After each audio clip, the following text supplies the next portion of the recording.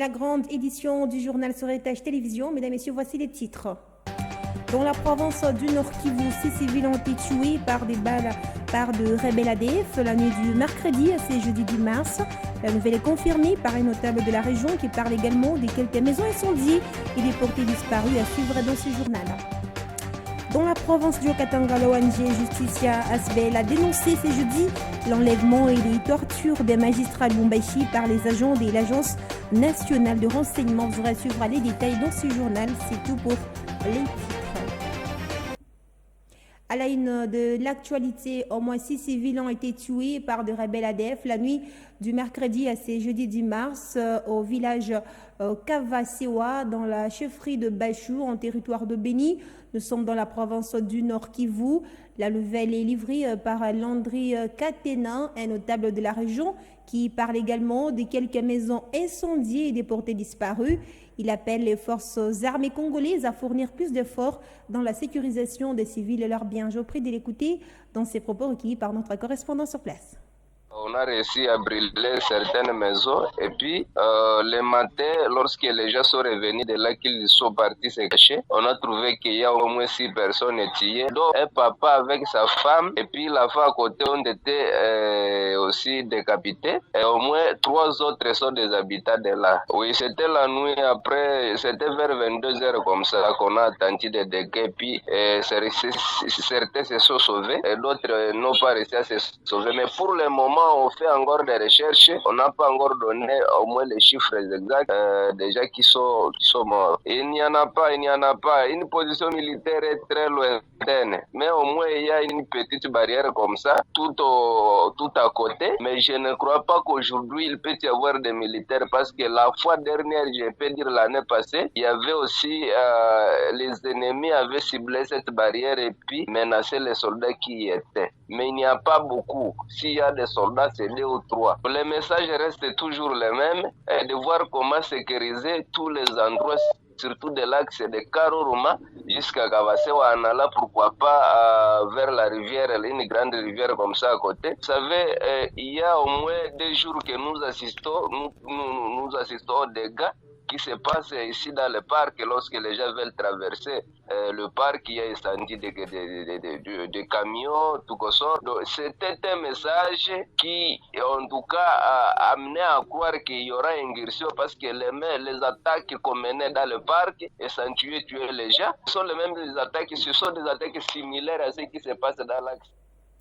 Et puis autre chose à présent, l'ONG Justicia Asbel a dénoncé ce jeudi dans un communiqué de presse l'enlèvement et les tortures des magistrats Lubumbashi dans la province du Haut-Katanga par les agents de l'Agence nationale de renseignement, bien qu'étant déjà libéré, celui-ci, selon Timothée Mbouya, qui est le coordonnateur de cette structure de promotion de droits humains, subit des tortures lors de son enlèvement. Cet Asbel condamne ces actes de violence vis-à-vis des acteurs judiciaires et dit considérer le silence de la présidence de la République face à ces drames comme une complicité ou encore une prime d'encouragement aux actes commis par les agents de l'ANER. Dans un autre chapitre, le gouverneur de province Jacques Terblakatoué s'est entretenu ce jeudi avec une délégation de pétroliers du Katanga. Au menu, les problèmes qui prévalent justement depuis un temps dans ces secteurs. D'ample précision sur cet échange dans ces propos recueillis par Esther Diour et Basile Bilali. Et nous avons présenté à son Excellence les difficultés que nous avons ces jours pour les approvisionnements parce qu'il y a des difficultés qui sont liées à l'extérieur du pays. Le prix du baril des produits pétroliers est en train d'augmenter. Et nous avons aussi une deuxième difficulté, c'est une difficulté locale, où la structure des prix des produits pétroliers fixée par le gouvernement ne s'adapte plus à cette augmentation permanente que nous avons du baril sur le marché international. Étant donné que le produit pétrolier est un produit homologué et seul le gouvernement central fixe les prix de vente, Son Excellence nous a promis son accompagnement et qu'il pourra entrer en contact avec les autorités de Kinshasa pour que ces dernières puissent convoquer une réunion rapide en vue de réviser les prix des produits pétroliers en province. Et les opérateurs qui nous accompagnent ici, tous n'attendent que la révision de la structure des prix ainsi que le paiement immédiat des pertes et manques à gagner que le gouvernement doit à ces derniers. Dans ces mêmes registres relatifs aux activités du gouvernorat de Provence, Jacques Kaboula Katoué, avec à ses côtés son vice-gouverneur, a effectué le mercredi 9 mars une visite des chantiers en cours d'exécution et quelques routes qui nécessitent une réhabilitation sur la ville de Lubumbashi. Reportage signé Esther Dur et Basile Bilali. Il s'est agi premièrement d'une visite d'évaluation de travaux de réhabilitation et de modernisation de routes de la capitale du cuivre. Le gouverneur a démarré sa ronde sur la route Kassapa où une bonne partie de la chaussée est déjà asphaltée. Sur le tronçon Istem jusqu'à la route de la régie, le travaux continue et ont atteint de la pose de la couche de base, la construction de caniveaux et la pose des bordures. Le gouvernement provincial propose la réhabilitation de quelques routes secondaires pour lutter contre les embouteillages au quartier Kaluboué. De là, Jacques Kaboula Katoué et toute sa suite se sont rendus sur le boulevard Kamagnola.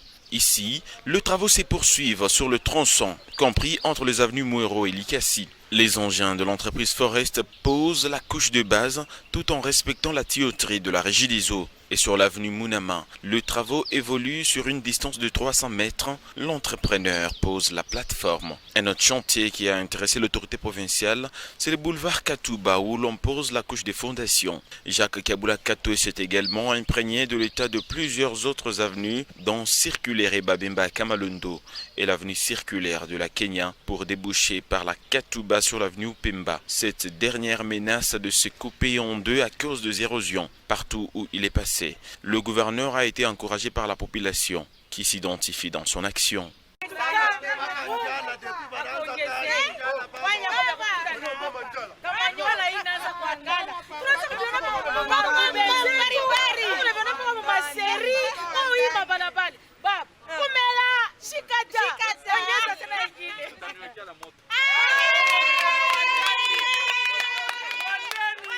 Pour le gouverneur Jacques Kaboula Katoué, l'heure est à l'accélération de travaux pour fluidifier la circulation.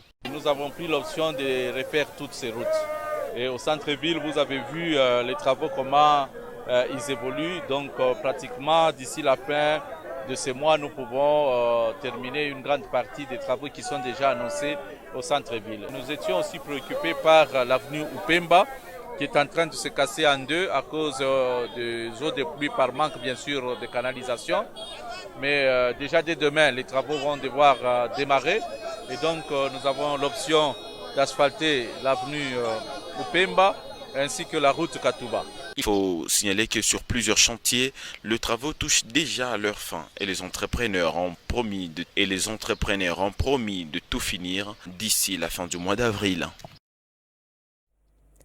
Ces journaux se poursuit sur Héritage Télévision. Le manque du courant électrique du vol des câbles à Lubumbashi n'épargne personne. L'entreprise Braliment en est victime. C'est jeudi, le vice-gouverneur Jean-Claude Scanfoy a eu un entretien avec le directeur provincial de la SNEL et la délégation de Braliment conduite par son directeur de production. Au cœur de cet entretien, réfléchir ensemble sur comment alimenter à nouveau cette brasserie qui a connu une perte en production depuis la coupure d'électricité. Pour plus de détails, j'ai auprès de suivre Fondi Kisebwe, qui est le directeur provincial de la SNEL, dont ses propos recueillis par Esther Diour et Basile Bilali. Bon, nous avons été convoqués par l'autorité de la province, tout simplement puisque un des partenaires avec qui nous sommes en affaires, en l'occurrence la Bralima, est affecté par des actes d'incivisme qui font que sa brasserie n'est pas alimentée en énergie électrique, ce qui leur pose beaucoup de problèmes sur le plan économique, tant dans leurs recettes, dans les produits qu'ils perdent et aussi les salaires de leur personnel. Alors ils ont souhaité que l'autorité les aide à approcher la SNEL de manière à ce qu'on voit ensemble ce qui pouvait être fait.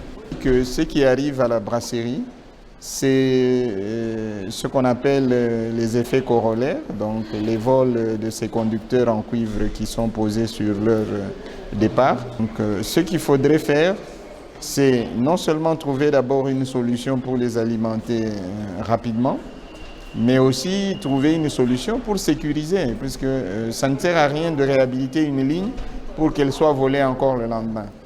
Et c'est là où l'autorité politique au niveau du gouvernement intervient.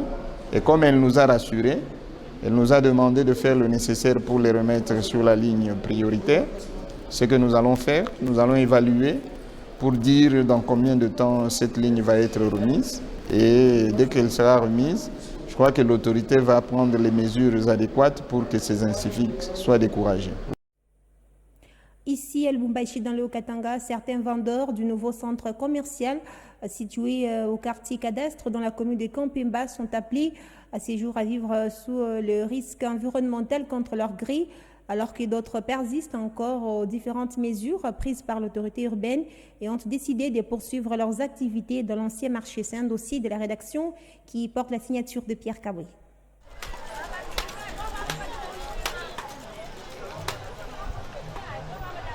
Alors qu'il n'y a pas longtemps, la mairie de Lubumbashi avait pris la décision de relocaliser tous les marchés érigés sous tension le long de la voie ferroviaire. Ceci faisant suite à l'incident des Matadi Kibala qui a fait 27 morts à Kinshasa. Dans nos investigations menées sur certains marchés délocalisés, en l'occurrence de l'ancien rail érigé au quartier cadastre dans la commune de Kampemba, nous sommes allés nous enquérir de l'emplacement du nouveau marché relocalisé.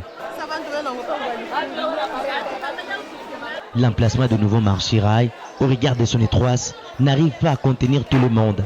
Certains marchands sont obligés d'étaler leurs produits, s'installent ici aussi dans l'entremise d'une ligne de tension. Ces vendeurs qui arriquent l'anonymat déplorent les conditions qui ne sont pas favorables dans le nouveau marché.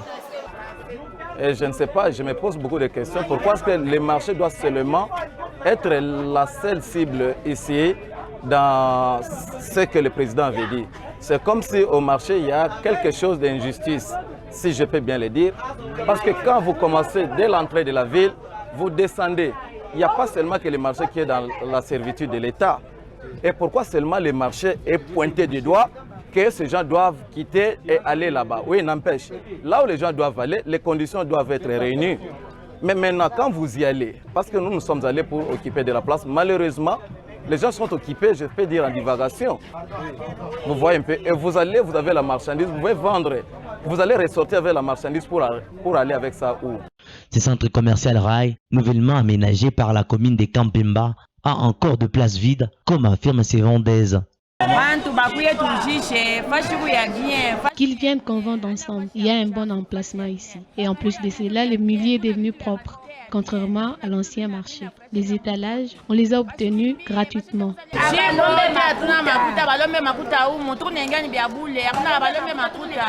À l'extérieur de ces marchés, ces petits commerçants qui ont accepté d'être déplacés sont confrontés aujourd'hui aux mêmes difficultés qu'avant, sous haute tension. Face aux défis environnementaux, Anne Mutombo, vendeuse de légumes, n'en peut plus. Avec nos marchandises, on est obligé de rester à l'extérieur pour que nous soyons achetés. En même temps, les conditions sont les mêmes qu'avant. Le risque est énorme avec la haute tension. C'est l'État qui nous a mis ici. Il est préférable de retourner même à notre ancien marché. Au cas contraire, je vais rester ici. Pour essayer de limiter les dégâts qui pourraient être permanents pour ces marchands, la direction du marché a décidé de les évacuer, mais d'autres ont résisté.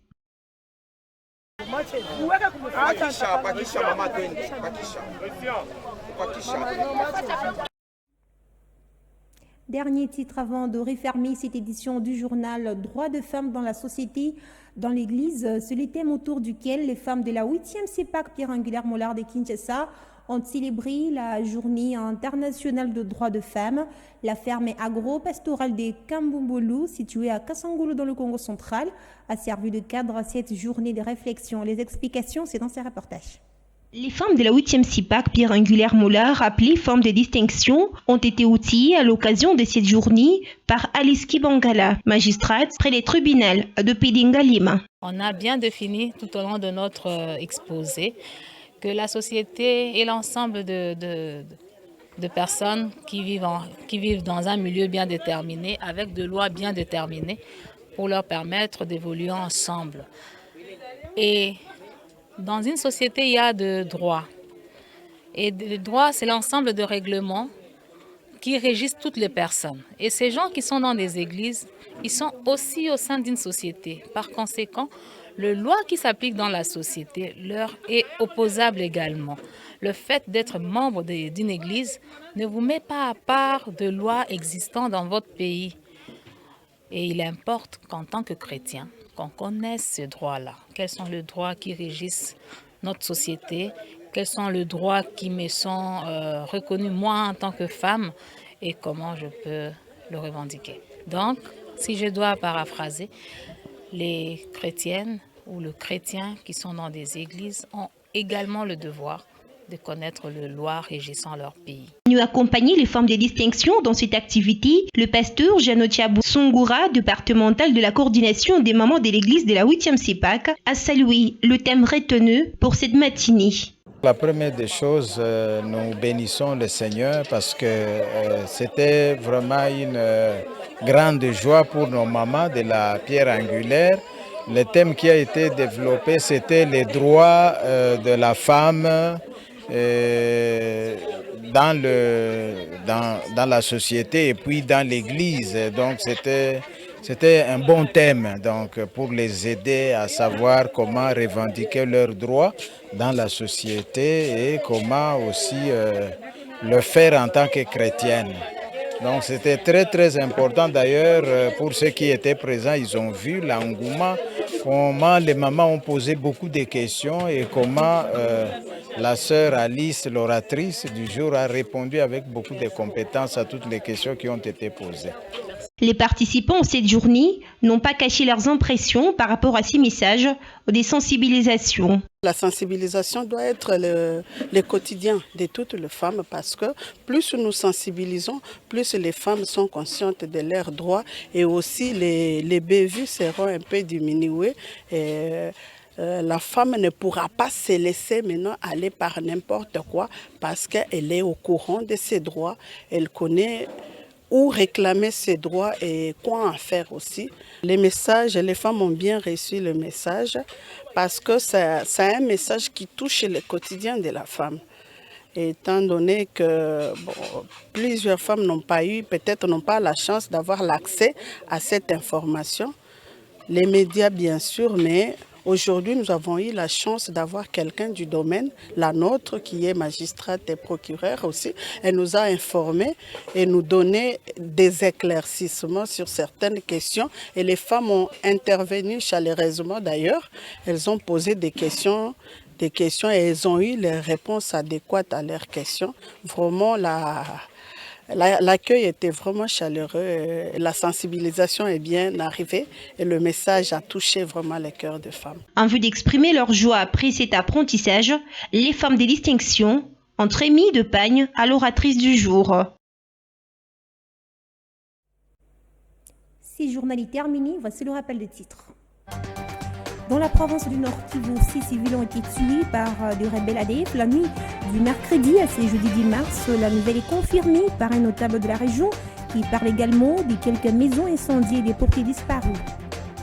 Dans la province du Katanga, l'ONG Justice Asbel a dénoncé ce jeudi l'enlèvement et les tortures des magistrats de Lubumbashi par les agents de l'Agence nationale de renseignement. Vous avez également suivi les détails dans cette édition du journal. C'était le journal de la rédaction. Merci à tous de l'avoir suivi partout à travers le monde. Prenez soin de vous car chaque jour est une vie et le bonheur est un choix. Je vous retrouve demain à partir des 13h.